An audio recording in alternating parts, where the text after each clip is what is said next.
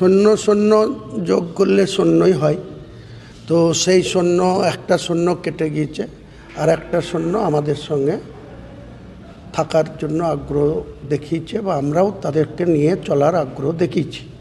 তো সেক্ষেত্রে যদি তেনারা মনে করেন যে আমরা কেউ অচ্ছুত না, তাহলে হবে।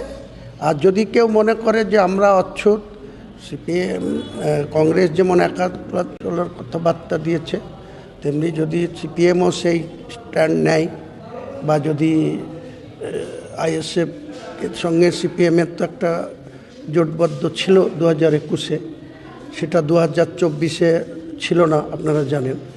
তাদের মধ্যে কি হবে না হবে এ নিয়ে আমি ডিটেলস কিছু বলতে চাই না। আমি এদের সঙ্গে নিয়ে চলতে আগ্রহী।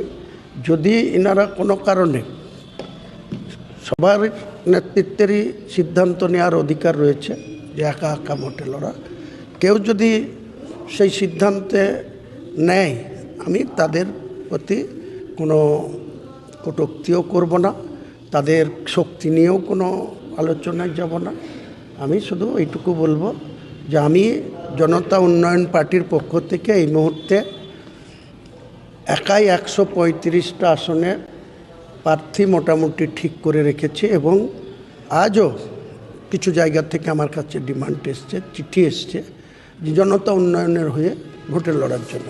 তো মোটামুটি আমার 182টা আসন প্রার্থী দেওয়ার মতো জায়গায় আমি একাই আছি, জনতা উন্নয়ন পার্টি। তাহলে ধরুন 294-এর মধ্যে 182টা যদি আমি প্রস্তুত রাখতে পারি, তাহলে আরও বাকি থাকছে কত? 112। তো সেক্ষেত্রে যদি আমাদের সঙ্গে জোট হয়, সিপিএম বা আইএসএফ, আমরা, সেক্ষেত্রে তো আমার সিট শেয়ারিং কমে যাবে। কিন্তু আমি যতই কমুক, আমি 135-এর নিচে আমি নামব না। আমার জনতা উন্নয়ন পার্টির পক্ষ থেকে আমি 135 প্রার্থী দেবই। যদি জোট না হয়, তাহলে আমি একাই 182টা আসনে প্রার্থী দেব, এবং আমার স্ট্যান্ড ক্লিয়ার।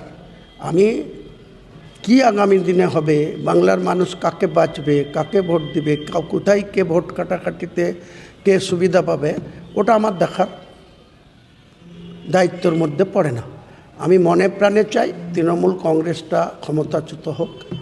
সেটার সঙ্গে যদি কেউ বাস্তবটাকে মান্যতা দিয়ে যদি আইএসএফ বা সিপিএম জোটবদ্ধ হয়, কারণ আমার সাথে মিমের যা কথা হয়েছে, ওরা খুব নমিনাল একটা সিটে তারা ডিমান্ড করেছে। তো আমি যখন সিপিএম আসবে না বা আইএসএফ আসবে না, তখন মিমকে সেই নমিনাল সিট, তাদের যা ডিমান্ড, সেটুকু আমি মেনে নিয়ে বাকি 182টার মধ্যে তারা 15টা সিট চেয়েছে।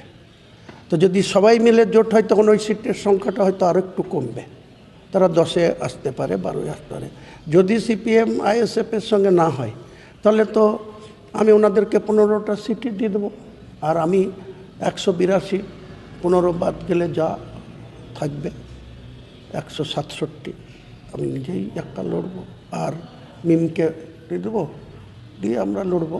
সিপিএম আইএসএফ লড়ুক না, কংগ্রেস যেমন আলাদা লড়ছে, তারা যদি আমাদেরকে অচ্ছুত ভাবে, তারা আলাদা লড়ুক, আমরাও আলাদা লড়বো। এটা আমাদের কারো কিছু যায় আসে না। আমি দল করেছি, আমার মূল টার্গেট তৃণমূলকে পরাজিত করা এবং বিজেপিকেও মেজরিটিতে না পৌঁছাতে দেওয়া। কে কত সংখ্যায় পৌঁছাবে সেটা তো কাউন্টিংয়ের দিনে হবে।